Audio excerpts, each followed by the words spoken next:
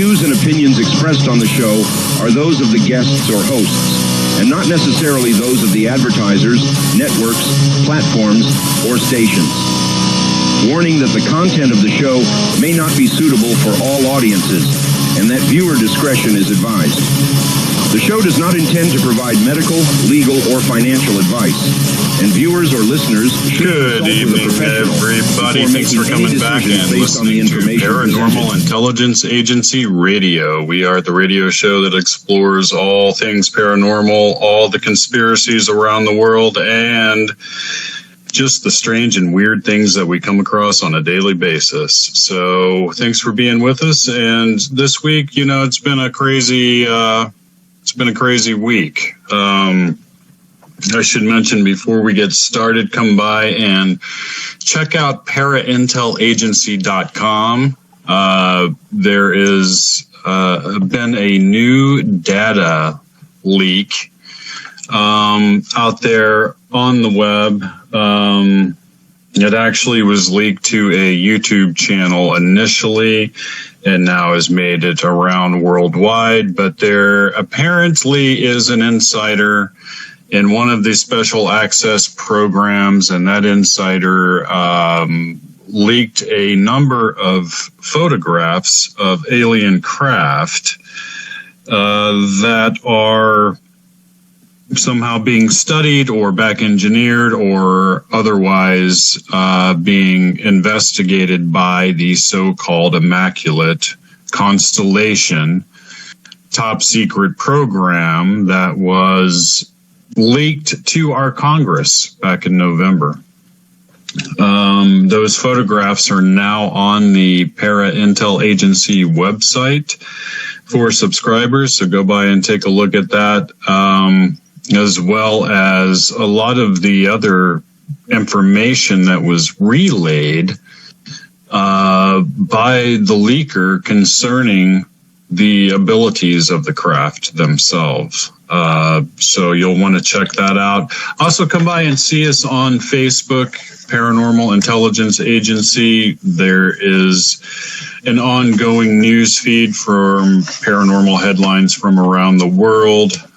It's a great feed for all of the paranormal investigators out there that tune into the show. This is a show that sort of prides itself on exploring really the cutting edge of paranormal research today. And a lot of that has to do with the discovery of the so-called hitchhiker effect, which I've talked about in previous episodes. And we'll come back and talk about that again in the future, because the hitchhiker effect, for those of you who are unfamiliar with, it sort of has revolutionized, at least somewhat, our understanding of paranormal activity, period. And that's the idea that something about the UFO phenomenon allows for what appears to be a type of quantum entanglement that allows for other kinds of paranormal activity to take place in and around the people who have had contact or close contact with UFO craft. It's quite strange. It's something that was chronicled in the book Skinwalkers at the Pentagon, which I believe is mandatory reading for anyone who is truly interested in where the paranormal world is today and what the scientists that have been working at Skinwalker Ranch have discovered, combined with, their work at the Pentagon. A lot of that is beginning to come out. And this leak by this apparent insider was something that was even predicted for a while now. Cliff High over at the Webbot and the Farsight Group, and indeed Dr. Stephen Greer himself have all publicly stated that they expected a large data dump to take place pretty soon concerning some people that were literally involved in the special access programs that are housing the craft and the alien bodies, etc. So This week has been a really interesting week. Dr. Gary Nolan has been out there doing some more interviews and talking about the whole milieu of scientists and intelligence agents, etc., that are involved with the Pentagon's UFO program, which now goes by the acronym ARROW. The All-Domain Anomaly Resolution Office. They can come up with a never-ending list of acronyms, it seems, and the same battle is being waged under each acronym. And the fact is that there's really two factions, maybe three, if you count the Collins elite. But there are at least two factions behind the scenes that are in a heavy-duty battle with each other over disclosure to the public at large of the UFO reality and the alien presence on this planet and on this moon. And that is going to be the subject of tonight's show. We are going to talk about aliens on the moon. And a little known but amazing figure named Ingo Swan.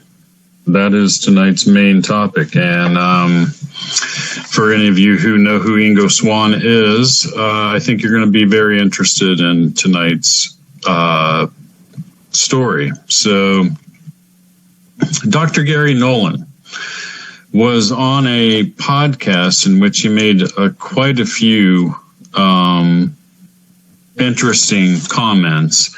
And for a while now, and you have to realize that this is the guy that he's a tenured professor at Stanford.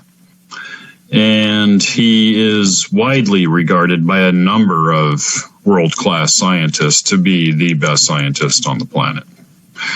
The gentleman runs the pathology department, among many other things, and he has started numerous companies. He owns patents out the wazoo.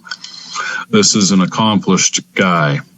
And he is the gentleman that the Pentagon approached to study the so-called Havana syndrome that had been detected in our military personnel who had close contact with the UFO phenomenon. Now, whether that be close contact to a craft or to evidence of some kind from the UFO phenomenon, which is strange, but it also applies. In one of these cases, it was simply a sailor who actually saw the UFO footage on board the Nimitz right after the UFO had been there, and he began to experience brain damage-like effect as well, which is very strange. So, but Dr. Gary Nolan's the guy who has studied all of these military personnel who have suffered what he describes as being profound brain damage. And he has come across and has had occasion to make relationships with people that are in the special access programs that actually have the craft, that actually have the bodies. And he truly believes that, the scientists involved with that work are very demoralized, that they cannot share the science with other scientists, and as you can imagine, are also suffering through a moral dilemma, because many of them don't believe that this secret should be kept any longer. Also had a lot come out from Cliff High this week, and from the celebrated journalist Ross Coulthart, who made a number of very interesting statements on the air that I will cover as well. Now, Dr. Nolan, he is, and this is really tonight's Paranormal in the News, because the headlines this week were all about the drones, and I'll come to the drones in a minute, and the fact that we have been talking about how the WebBot predicted a so-called invasion would take place. Well, you have to realize that it predicts the language being used, and sure enough, the language being used in the headlines all over the place is using the word invasion, which it predicted weeks ago. And you would know if you've been listening to our show. So, but Dr. Nolan claims that when he was young, he had at least a couple alien abduction-like episodes in which he was very young. He woke up in his room and noticed that there were little men in the room. He remembers being shocked and surprised by the little men, but not scared of them. Claims that this happened a couple of times over a few-week period. And then about 5 years later, he claims he was a paperboy. And in his hometown, he had to walk through a little copse of trees to get from one side of the neighborhood to the other. This was in the dark in winter. It was very early in the morning. And he describes walking through this copse of trees only to begin to notice his shadow in front of him, which shouldn't be there. Because there was no light. He looked up and noticed a very large craft sort of sailing overhead completely silently with 5 or 6 lights on it. And the lights were lit up just enough that it cast his shadow on the ground. So that is amazing. And that was in 1973.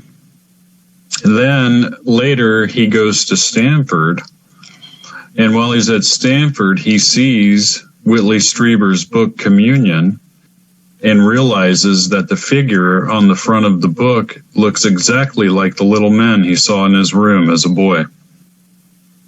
Now, all of that's interesting in and of itself, but from a paranormal investigator's viewpoint, how strange is it that this somewhat central figure in the disclosure movement, one could argue quite strongly, that was approached by the Pentagon to study brain damage being caused by the alien craft themselves, how odd is it that this person that was chosen to do this had alien and UFO experiences as a little boy? Are we looking at, in other words, a kind of long-term social engineering whereby certain individuals are developed over time to fulfill certain roles that the ETs know will be needed to be filled? I mean, how else are we to explain the laws of probability where this gentleman has these experiences as a little boy only to grow up to be, arguably the top scientist on the planet and the guy that is the go-to for the Pentagon and for cases at Skinwalker Ranch? Amazing. You can't make this kind of stuff up. Somebody should turn it into fiction. But what's amazing to me is that he made a lot of other really interesting sort of viewpoints. For instance, the UFO phenomenon might be like the mirror test for animals. In other words, there's a test for consciousness for animals, and that is to hang a mirror out in the woods or in the jungle. And we've done this in our Bigfoot expeditions a number of times.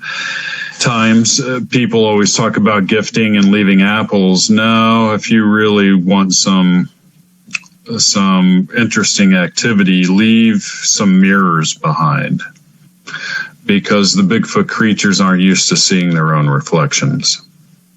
And when they do, they always take the mirror, always. So if you come back and the mirrors are missing, you know it wasn't an animal that just came up and ate it because it was food that you left behind. It was something that had an opposable thumb. Well, this is somewhat what he argues might be behind the UFO phenomenon.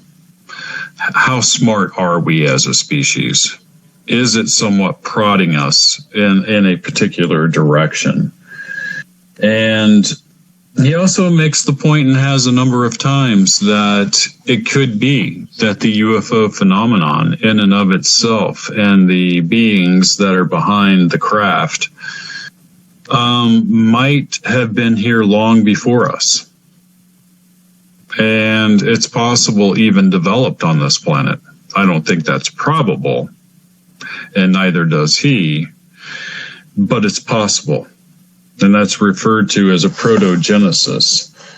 But he also talks about the fact that, they had in their possession the metamaterial. This is a material that came from To the Stars Academy. It was originally in Art Bell's possession. It was given to him by an individual who, came by it through an interesting way. It was a piece of a UFO, piece of a craft. And Art Bell ended up giving it to Linda Moulton Howe. Linda Moulton Howe ends up giving it to the Stars Academy, and To the Stars Academy then allows testing to be done on it by the government. And that testing was, at least in part, largely done by Dr. Gary Nolan. And he talks about how it would be near to impossible for us to manufacture this magnesium bismuth layered piece from this UFO, and that it was clearly manufactured. In other words, it wasn't just some sort of hunk of metal that somebody dug up out of the ground. This thing was actually constructed. And he goes on to make some interesting comments about how the intelligence, the non-human intelligences behind the UFO phenomenon what we're seeing right now might actually represent what is known among scientists as a von Neumann probe. So the idea is this: it's that any sufficiently advanced life form, alien life form, is going to naturally put a buffer or barrier between it and any other life form that it's studying, and that usually takes the form of what they call a Van Neumann probe, which is a type of probe that goes out into space. It finds a planetary body that it can do its thing on. It lands, it reproduces 100 copies of itself, and they all go off into space and they duplicate, etc. And these von Neumann probes actually become a buffer between any other life form and the life form that sends them out. And the idea is you never know what you might come across in space. And are we looking at the idea that some of these craft are just non-piloted drones, as I argue in my Type 3 society theory dealing with UFO phenomenon? Are these craft actually artificially intelligent drones on a scale that we can't even imagine, using a type of nanotechnology that we can't even imagine? And we have to realize that Arthur C. Clarke once said that any sufficiently advanced science will be indistinguishable from magic. And I think, and I would argue, that what we are seeing is indeed a sufficiently advanced science that to us somewhat appears like magic. I mean, let's face it, these craft can do things that to us look like came out of a movie about magic. So is it possible that it's just a technology, like Arthur C. Clarke suggested in some of his personal writings? Cliff High, he's out there. Oh, yeah, before we get to Cliff, Nolan also makes the point that they're interested in our nuclear tech, perhaps, and this is something I cover a lot. These alien craft love our nuclear technology, our nuclear ships, our nuclear missiles, our nuclear power plants, you name it. If it's nuclear, they are around them, buzzing them, coming by all the time. It has become a nonstop issue with the United States military. But he makes the argument that maybe it's because our nuclear weapons are the only thing that could possibly hurt them in any way. He also makes the point that their propulsion, people are like, well, if these things are so advanced, how come they crash? And we now know, and I'll cover it on another episode, but we now know that there's been at least 200 separate crash operations take place around the world. So we know there's been that many crashes, and, Nolan makes a very valid point. He was like, just because a type of propulsion is extremely advanced doesn't mean it's altogether stable. And if you don't have a completely stable power source, it could be that our government has found a way, using microwaves and other directed energy beams, etc., to bring down some of these craft. And that's what he thinks has happened as well. Now, Cliff High I've been talking about because of his predictions. He predicted basically this huge problem with the drones, although he, in the webbot, it says it would be interpreted by many as being an alien invasion, even though it's not really an alien invasion, but that sort of language would be used worldwide, and indeed it is. So that is fascinating to me. And we have to remember that when you're dealing with the webbot, you're dealing with time markers. And the time marker for all of this activity to take place was, in fact, the interview between Donald Trump and Joe Rogan. I covered it on my show at the time, and we've been following it as it's occurring week by week. And this was the milieu in the sky, or the beginning of it, because they're going to probably start to take some of these drones down, and that would qualify. So, and we have to remember that there is also United States military action being predicted weeks ago, which I stated, within the continental United States. And if you have some of our aircraft take out some of these drones, that would in fact qualify as a hit for the remote viewers at farsight.org. So that's fantastic and very exciting. But Cliff High says that really what you're going to begin to see is a lot of valid UFO activity that can't be denied, that it's actually alien craft, and that a lot of this activity is going to take place in foreign countries outside the purview of the United States government, and that the UFOs are going to be interacting with humans in such a way that it's going to make our government officials and other government officials very, very uncomfortable. These are things all predicted in the webbot. So basically it comes down to meaningful contact outside of officialdom. And when we come back, we're going to talk about a few things that Ross Coulthart, the famous journalist, said, and then we're going to get to the amazing and true story of a man named Ingo Swann and bases on the moon. And we'll be back right after this. Not on my watch, our military service members say, as they volunteered to serve. Not on my watch, they say, as they leave their families behind to keep the rest of ours safe. As they move out, stand firm, and take fire. So not on our watch, we say, to the severely ill or injured veterans who can't get the care they deserve, the therapists they need to walk again, the treatment they need to talk again, the lifetime of day-to-day help they need to live full and independent lives.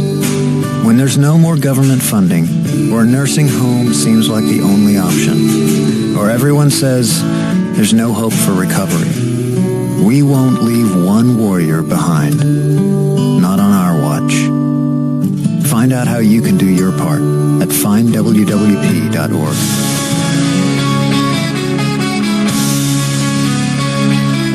In deep dark wood where shadows lie, Bigfoot sneaks with piercing eyes, footprints large in the silent night, a beast untamed, it's out of sight.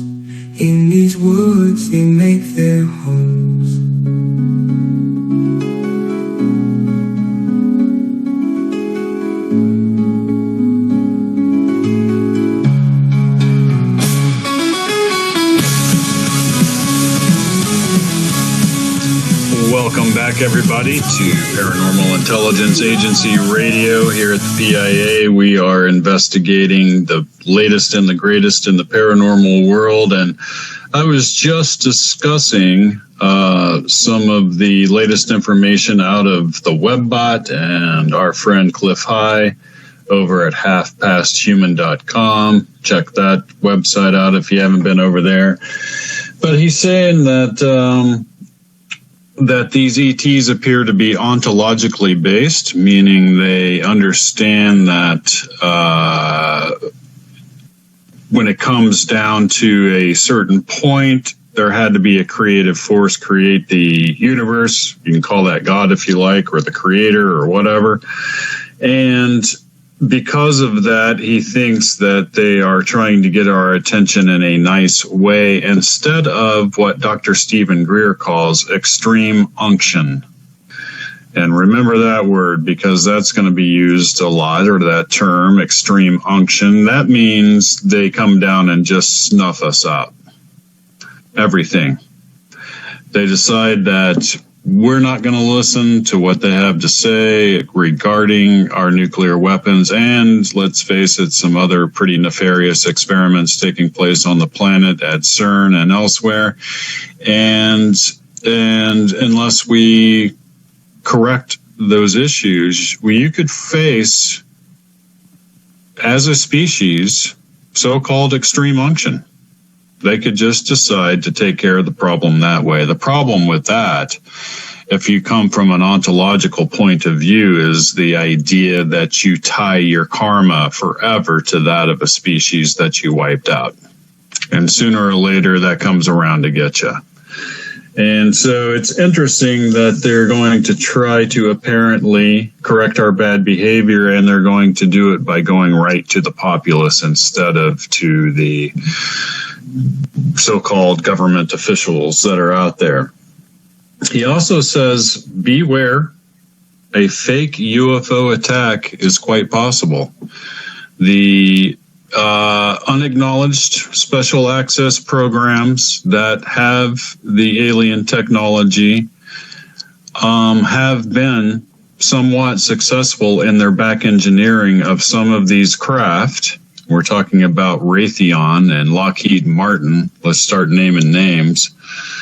And they perhaps, as part of the deep state and the deep state operatives, might stage a false flag attack on humans from some of these back engineered craft in order to get humanity behind the idea that the ETs are in fact a nefarious force and that they're here to harm humans, which doesn't appear to be the case. So that's fascinating. Ross Coulthart, he's out there this week, and what can I say? Ross Coulthart is not only an amazing journalist, but he's been right in the middle of the latest UFO disclosure information that gets leaked. And he had some really interesting things to say. First of all, the drones that are out there, his intelligence sources are telling him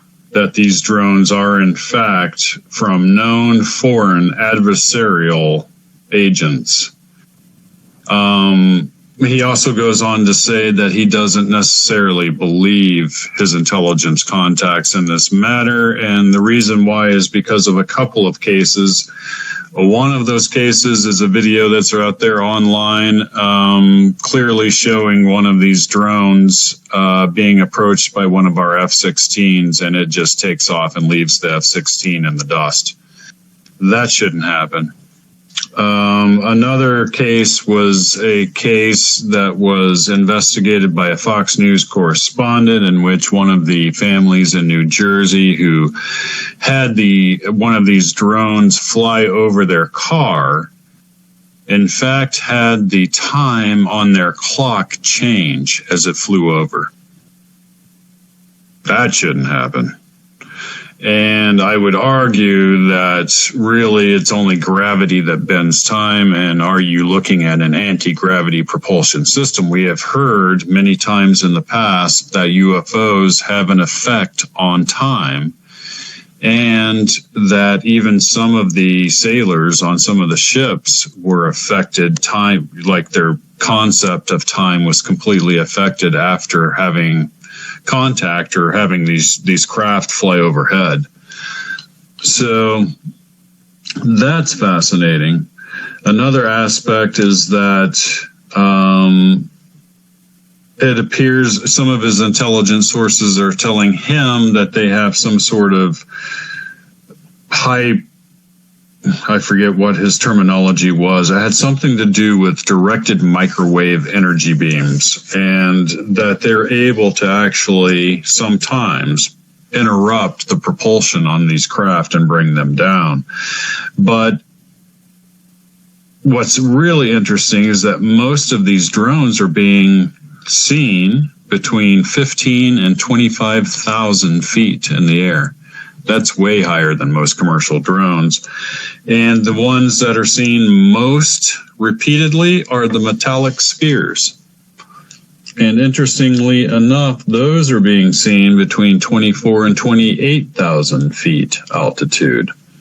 In fact, between November of 22 to September of 24, there were exactly 6,226 metallic spheres reported by military personnel. That's an amazing number.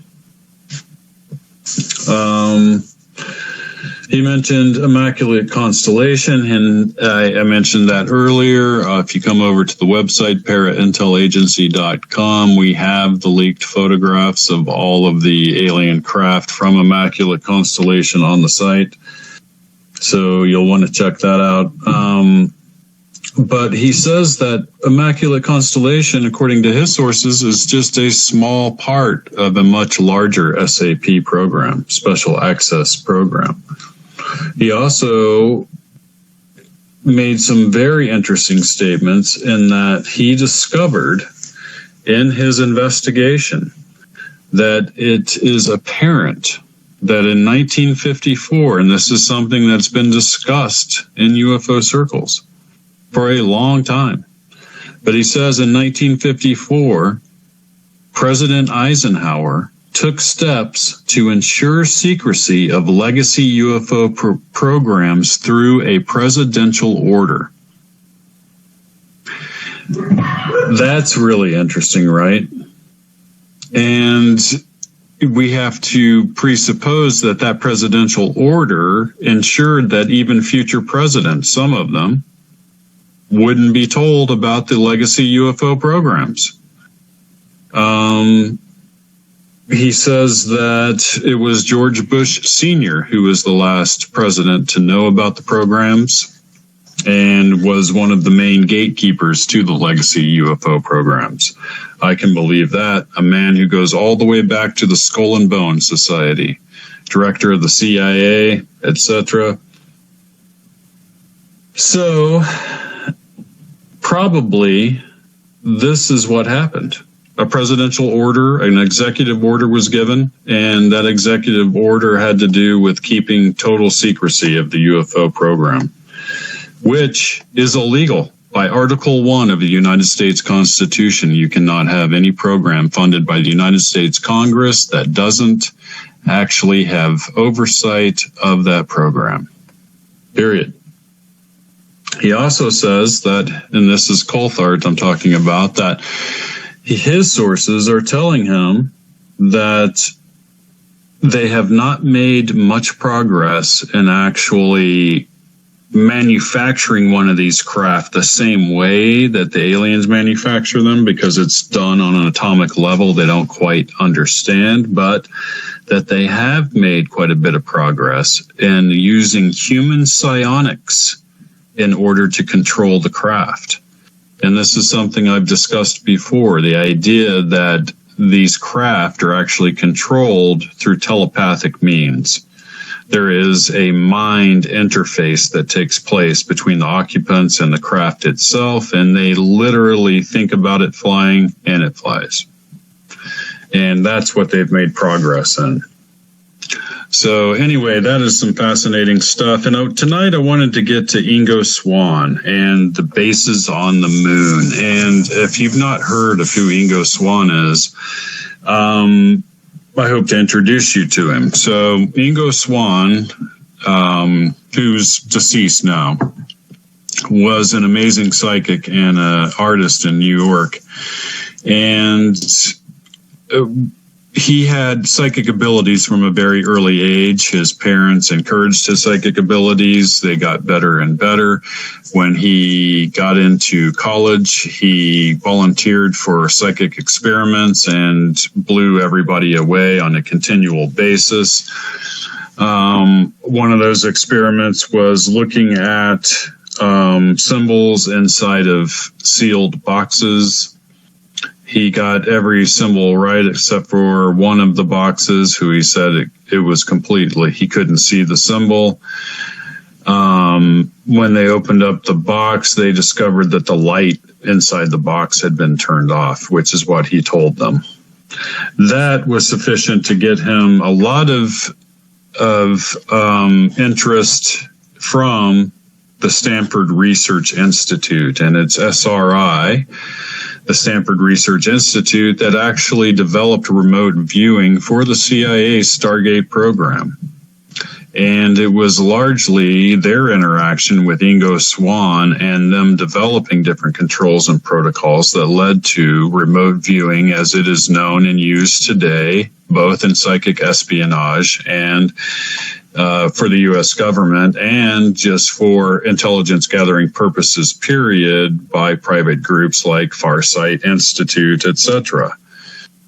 So Ingo Swann gets brought to Stanford by SRI, and while he's there, he gets a phone call at 3 a.m. one night, and there's a voice on the other end of the line, and the voice says, "We need you to fly to Washington, D.C. tomorrow. Then we need you to go to the History Museum. And we need you to stand near an elephant in the central rotundra." And they supplied a plane ticket. He somehow picked up a plane ticket, and he took off. And he makes it to the History Museum at the right time in the right place. And he's approached by what he describes in his 1995 book, Penetration, as a military individual, approaches him and hands him a card, and it says, "Don't say anything. This is for your safety and ours. Please follow me." So he follows the gentleman out to a car, and when the gentleman opens the door, he looks in and he sees another military guy, and he describes them as being twins. How strange.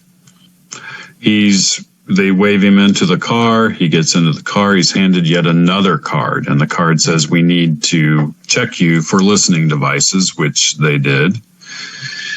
And then they handed him a card, and paraphrasing here, but it basically says, and all of this is in his book, Penetration. So for all of those of you who are out there that are really interested in the history of remote viewing, I highly encourage it. And they hand him another card, and it says, "We have a mission for you that is suitable for your talent." And at this stage, he was doing lots of remote viewing. "And if you're interested and not scared of helicopters, please nod your head." He did so. He accepted the mission. They put a bag over his head. They drove him around in circles, he says in his book. And when they were done driving him around in circles, he winds up on a helicopter pad. They put him in the helicopter with the hood still on him, and they fly him to a building that he describes as having an underground facility. He gets on a elevator, and they take him down quite a few floors till the elevator stops and he gets out, and there's this office. And pretty soon this gentleman comes in, and the gentleman asked him if he would like a cigar, and he said yes, and he pulled out a box of cigars, and they were the exact same kind of cigar that Ingo Swann smoked. So they knew that much about him. And he said, "My name is Axelrod, and I have a mission for you. If you accept it, I'll pay you $1,000 a day." This was in March of 1975. The equivalent today would be $6,000 a day. That's how much money they offered him. And Axelrod says, "I need you to remote view some targets. It'll take you a number of days." Do you agree? Ingo Swann agreed to he needed the money pretty bad at this stage in his life. He agreed to the terms, and he began to remote view a number of coordinates that were handed to him. And these coordinates turn out to be coordinates on the moon, which he didn't know at the time. He begins remote viewing each one in turn. And in some of them, he just saw like an empty crater or a mountain, or in some of them he saw the white dust on the ground of the moon that we just call, moon dust or whatever, stardust, I suppose. And he said that it looked like it had been shaped by wind. He also said that he detected a little bit of an atmosphere on the moon. At one of the coordinates, he described seeing a crater that had a green light being emitted from it, and it was a diffused light. And diffused light shouldn't happen if you don't have an atmosphere, because there's nothing for light to refract off of. And yet, it was diffused.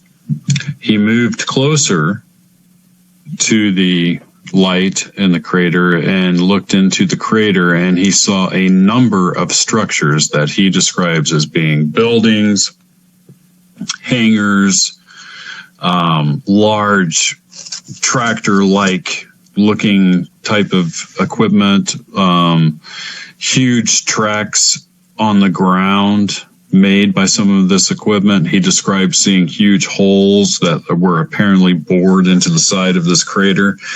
And among all of these structures, he notices a grouping of domes that have windows, and there's more of this green light coming out of the domes. And so he moves all the way to where he can see in through one of the windows. And when he looks in, he sees humanoid-like creatures. Not human, but humanoid-like creatures. Aliens. He describes it as a place of high activity. They're really busy, whatever they're doing. And he, after a little while, notices that one of them has turned its head and is looking at him where he's projecting himself through the window. Pretty soon it's 2 or 3 of them, and then a dozen.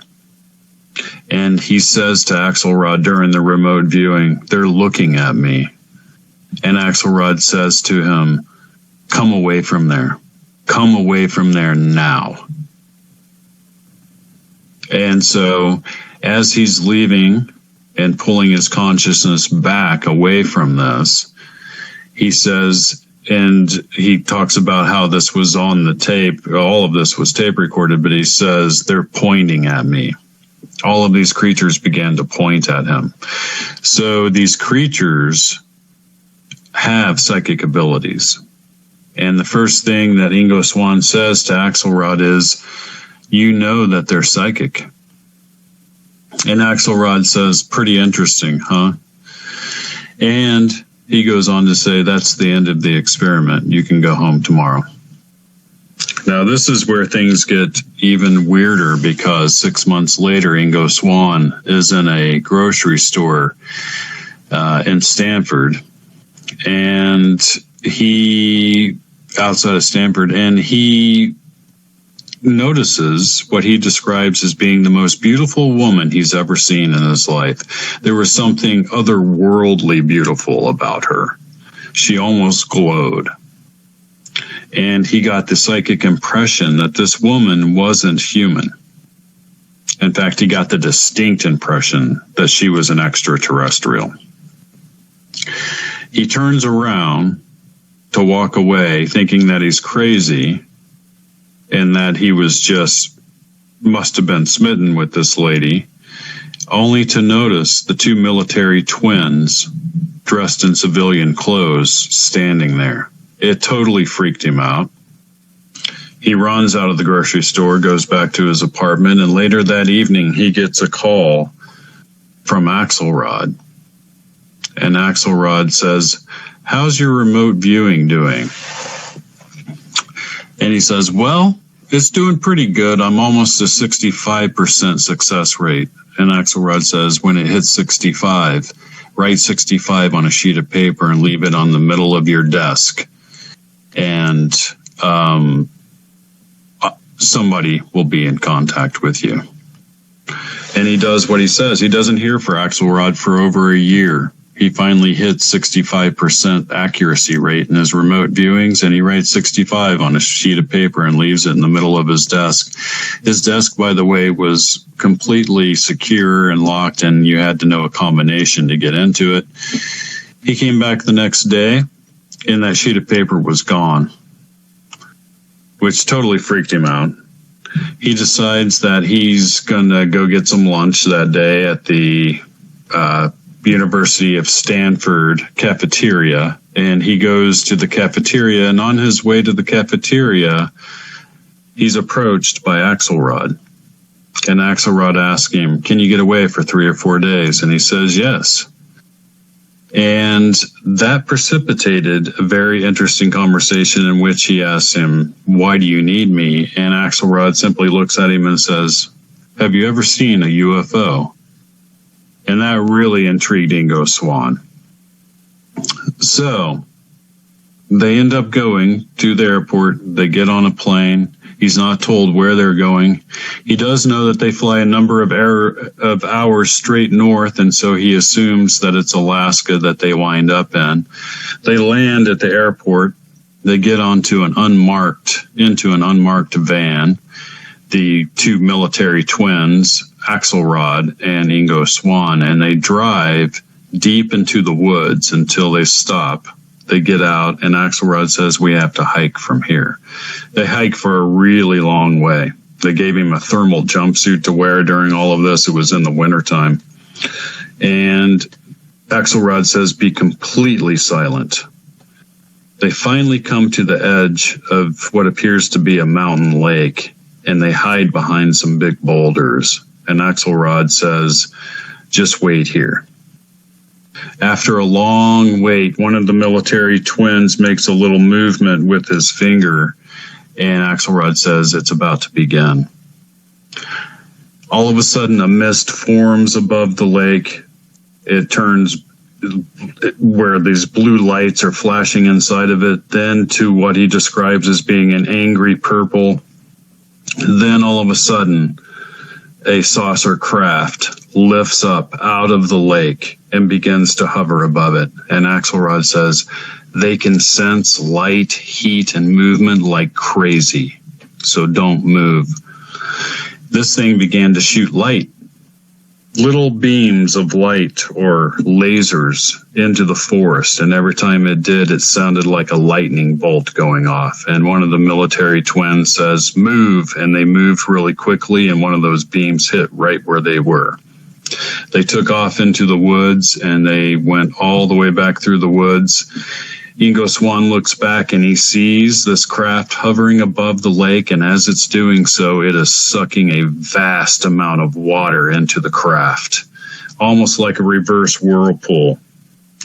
And they get back to the van, and Ingo looks at Axelrod, and he says, "I know what's going on.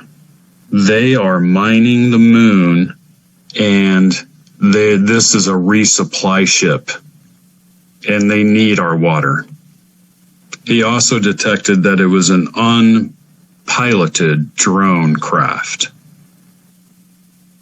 That's the amazing story of Ingo Swann, and after he's flown back to Stanford, he never sees Axelrod or the twins ever again. So that is the amazing and true story of Ingo Swann and the bases on the moon, and apparently they're on the dark side. But join us next week. We'll explore yet another amazing paranormal mystery and some more interesting paranormal in the news. And as always, I'm your host, Jack Carey. I'll see you then.